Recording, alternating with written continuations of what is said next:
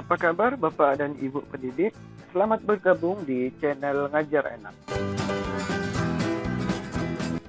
Pada kesempatan ini, saya akan memberikan tips, trik maupun cara bagaimana cara membuat RPP satu halaman sesuai dengan Peraturan Menteri Pendidikan dan Kebudayaan Republik Indonesia.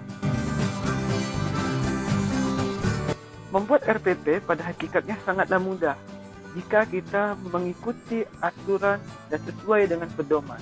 Oleh karena itu, pada kesempatan ini saya akan memberikan cara bagaimana membuat RPP semudah belanja online. Beberapa hal yang perlu kita siapkan Bapak dan Ibu pendidik adalah yang pertama, tentu format dari RPP tersebut. Nah, untuk Bapak dan Ibu pendidik sekalian, format dalam bentuk Microsoft Word sudah saya sediakan di kolom deskripsi. Tinggal di-download pada kolom deskripsi untuk mendapat di format dari RPP satu halaman. Berikutnya, yang perlu kita sediakan adalah kalender pendidikan. Nah, kenapa kalender pendidikan ini dianggap perlu Bapak dan Ibu pendidik? Karena di dalam kalender pendidikan inilah kita dapat mengetahui berapa lama atau berapa alokasi waktu minggu efektif di dalam pembelajaran kita selama 1 tahun atau 1 semester. Pada kesempatan ini saya berikan contoh. Minggu efektif belajar, alokasi waktunya minimum 32, maksimum 36 minggu. Artinya dalam 1 tahun kita bisa melakukan tatap muka sebanyak 36 kali. Artinya jika dibagi dalam 2 semester, sekitar 16 sampai dengan 18 kali tatap muka. Nah, ini akan memudahkan kita dalam membagi berapa kali tatap muka pada setiap bagian atau setiap bab yang akan kita sampaikan kepada siswa dan siswi kita. Nah, Bapak dan Ibu pendidik, setelah kita mengetahui bahwasanya alokasi waktu dan lain sebagainya, berikutnya yang perlu kita siapkan adalah buku pelajaran. Nah, buku pelajaran ini dianggap sangat penting karena buku inilah yang memandu peserta didik dalam melakukan proses belajar mengajar. Dan tidak menutup kemungkinan Bapak dan Ibu, buku belajar ini merupakan sumber belajar yang akan digunakan peserta didik, walaupun nanti akan ada sumber belajar lain untuk menambah wawasan anak didik kita.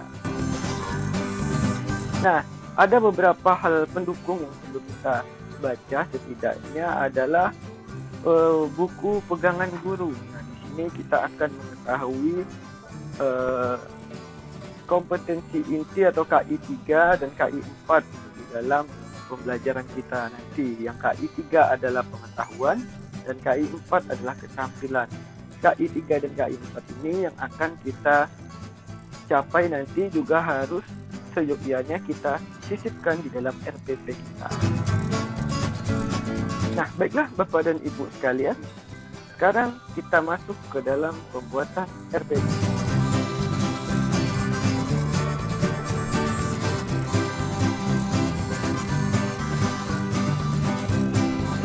Oh iya Bapak dan Ibu sekalian, sebelum kita masuk ke dalam pembuatan RPP, satu hal lagi yang perlu kita perhatikan adalah silabus.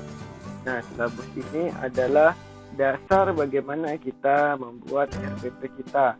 Nah, biasanya silabus ini dapat kita download di Google melalui akun-akun atau melalui website-website kependidikan. Nah, termasuk juga buku elektronik dan lain sebagainya itu juga bisa di-download melalui Google. Sekarang kita coba menggunakan format dari RPP satu lembar. Nah, untuk mengisi identitas RPP ini disesuaikan dengan keadaan Bapak dan Ibu pendidik sekalian. Misalnya saya, nama satuan pendidikan ini adalah nama sekolah Bapak dan Ibu mengajar.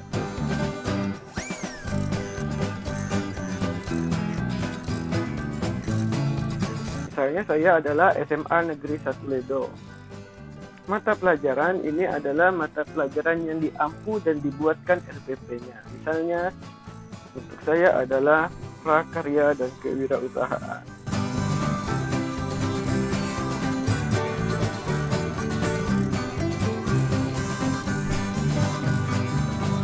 Kelas sesuai dengan kelas yang akan kita ampu ya Bapak dan Ibu sekalian.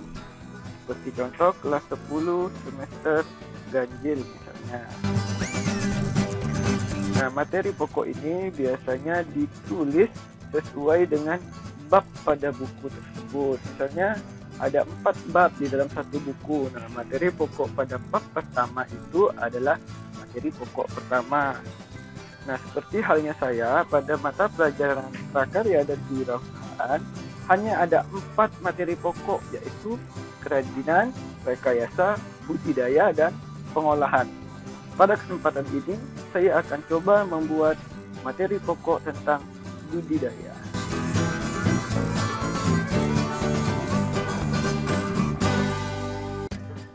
Nah, untuk alokasi waktu Bapak dan Ibu sekalian. Tadi kita sudah melihat kalender pendidikan. Nah, bahwa kalender pendidikan ini maksimum 1 tahun ada 32 pertemuan atau sampai dengan 36 pertemuan. Jika kita istisarkan atau kita bagi menjadi 2 semester, berarti sekitar 16 kali pertemuan per semester. Oleh karena itu, sangat mudah membaginya untuk kita jika kita sudah mengetahui alokasi waktu sesuai dengan kalender pendidikan. Tadi saya adalah 16 kali pertemuan per 1 semester. Jika dibagi dengan 4 materi pokok yang tadi saya sebutkan, maka sekitar 4 kali pertemuan per materi pokok. Nah, ini adalah cara ringkasnya. Yang mengetahui seberapa banyak pertemuan sesuai dengan materi adalah Bapak dan Ibu pendidik. Jadi, silakan Bapak dan Ibu pendidik menyesuaikan materi mana yang akan lebih banyak mengalami pertemuan dan materi mana yang akan lebih sedikit mengalami pertemuan.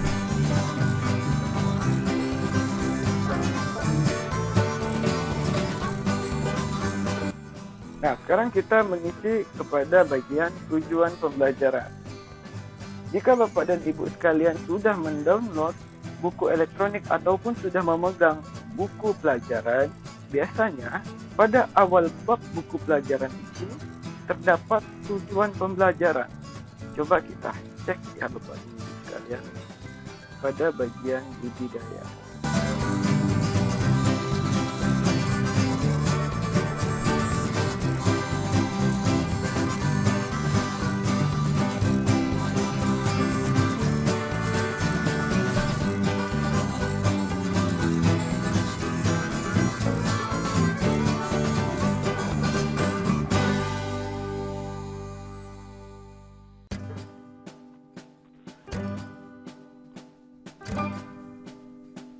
Nah, ini adalah pada bagian budidaya ya Bapak dan Ibu.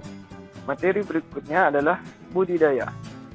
Nah, biasanya pada buku-buku K13 atau kurikulum 13, terutama yang diterbitkan oleh Kemendikbud, itu sudah mencantumkan tujuan pembelajaran di halaman-halaman awal bab. Nah, tujuan ini langsung saja Bapak dan Ibu sekalian kita copy paste ke dalam RPP kita. Tentu sebelumnya harus sudah kita baca ya Bapak dan Ibu.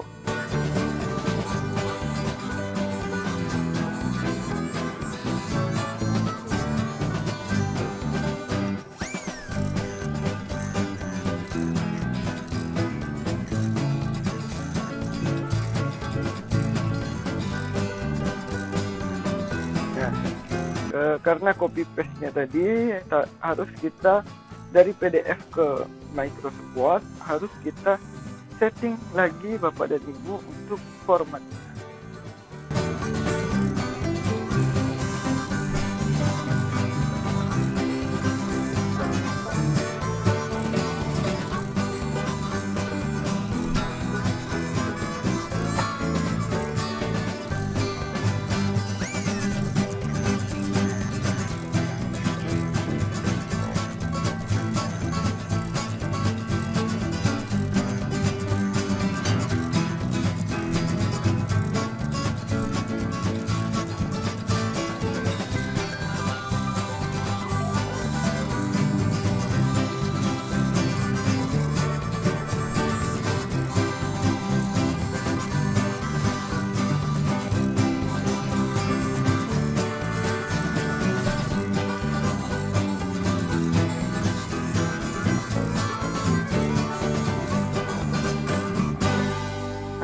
setelah kita copy paste tujuan pembelajaran, nah ini adalah tujuan pembelajaran di dalam RPP kita. Pertama, mengungkapkan rasa bangga dan mewujudkan syukur tentang keragaman jenis tanaman pangan sebagai anugerah Tuhan kepada bangsa Indonesia. Yang kedua, mengidentifikasi jenis-jenis tanaman pangan, produk hasil budidaya, saran produksi, teknik budidaya tanaman pangan yang ada di wilayah setempat berdasarkan rasa ingin tahu dan peduli lingkungan. Yang ketiga, merencanakan dan melaksanakan kegiatan budidaya tanam pangan berdasarkan pengetahuan yang dimiliki tentang standar budidaya tanaman. Yang keempat, mempresentasikan hasil kegiatan budidaya yang telah dilaksanakan. Yang kelima, memahami sikap dan perilaku dalam berwirausaha, keberhasilan suatu usaha dalam bidang budidaya tanaman pangan. Nah, nanti biasanya Bapak dan Ibu, jika kita copy paste melalui PDF ke Microsoft Word, itu font pada RPP kita akan berubah. Oleh karena itu, tolong dicermati untuk fontnya senantiasa dicek dan kita sesuaikan dan samakan dengan font yang ada di format, yaitu Times New Roman dengan size 11.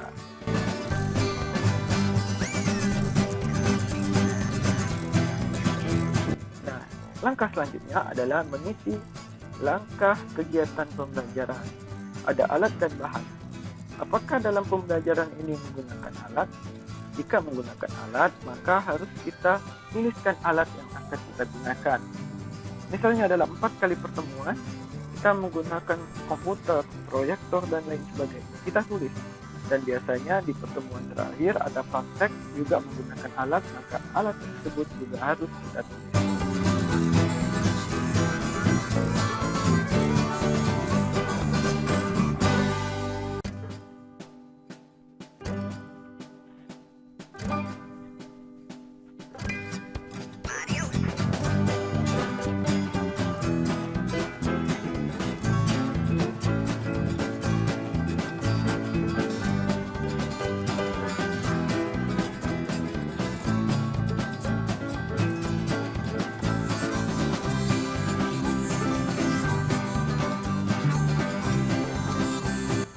Bahan. Nah, jika bahan ini biasanya digunakan dalam praktek. Karena ini adalah budidaya, maka biasanya bahannya adalah berkenaan dengan pembibitan atau bibit yang digunakan untuk melakukan budidaya. Maka bahannya adalah bibit tanaman pangan. Pertanyaan. Mengisi pertanyaan ini sedapatnya berkenaan dengan materi yang akan kita sampaikan. Nah, oleh karena itu biasanya guru akan lebih paham mengisi pertanyaan ini. Pertanyaan ini juga bisa digunakan nanti pada saat pertemuan di kelas untuk memberikan kuis, tanya jawab, dan lain sebagainya. Kita contohkan saja kita asumsikan ada 2 pertanyaan dalam SPP ini. Tapi lebih baik pertanyaan itu disiapkan sebanyak mungkin untuk mengatasi di saat kita mengalami kekosongan materi di dalam kelas.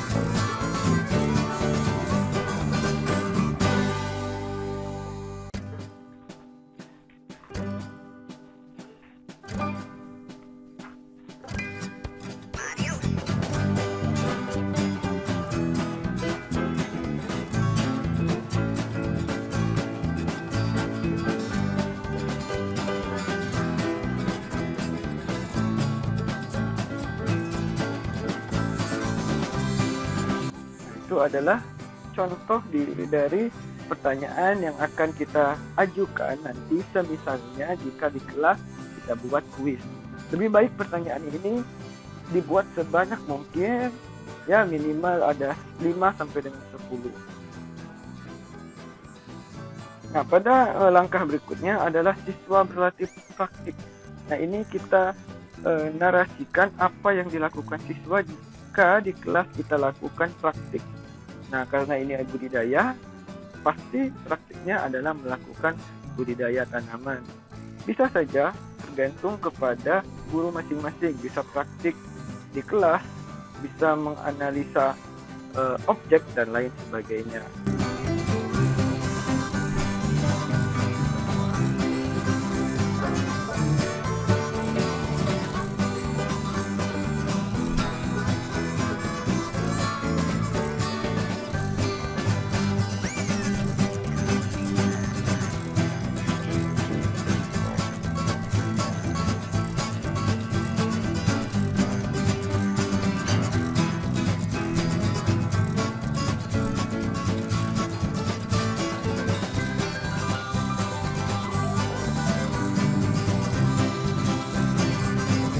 Ini adalah contoh dari deskripsi praktik siswa. Siswa diminta untuk melakukan budidaya tanaman pangan di lingkungan sekolah dengan teknik yang dipelajari dari berbagai sumber dan pengalaman. Nah, dalam langkah-langkah ini juga lebih baik siswa melakukan presentasi atas praktik yang ia lakukan. Nah, jadi siswa bisa melakukan presentasi ini secara kelompok ataupun individu. Coba kita deskripsikan ya. Siswa melakukan presentasi di depan kelas tentang bagaimana cara melakukan budidaya tanaman pangan.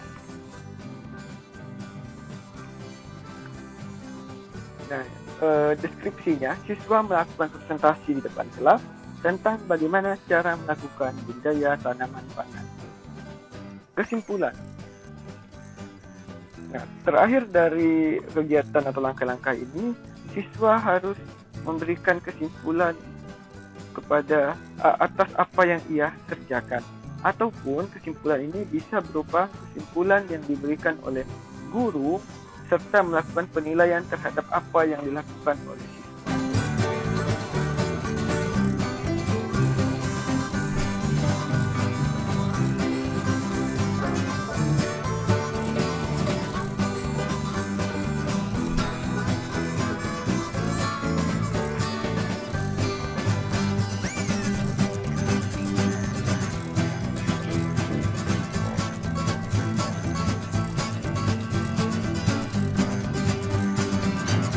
Nah, untuk penilaian Bapak dan Ibu sekalian, ini biasanya terbagi menjadi 3, yaitu penilaian sikap sesuai format saja. Setelah itu ada penilaian pengetahuan, ini bisa tes lisan ataupun tulisan, ataupun diskusi dan tanya jawab. Nah, pada penilaian pengetahuan ini, kita bisa mengambil soal dari pertanyaan yang kita buat di RPP kita yang di atas tadi ya. Nah, untuk penilaian keterampilan ini adalah penilaian proyek atau praktik anak-anak. Untuk formatnya ini disesuaikan dengan bagaimana atau apa yang mereka kerjakan. Nah, setelah itu terakhir adalah mengetahui kepala sekolah, nah, tanda tangan guru mata pelajaran, NIP, dan lain sebagainya. Untuk nama tempat, ini biasanya ditulis dengan nama kecamatan atau nama tempat unit kita bekerja, dan di sebelahnya adalah tanggal dibuatnya RPP. Kebanyakan dari kita biasanya membuat RPP ini di awal tahun ajaran. Nah, jadi Bapak dan Ibu sekalian, hanya sekian untuk membuat RPP 1 halaman. Jika kita paparkan penilaian ini, maka akan menjadi 2 halaman. Namun jika penilaian ini kita hapus, memang RPP ini hanya 1 halaman. Sekian dari saya, semoga bermanfaat. Wassalamualaikum warahmatullahi wabarakatuh.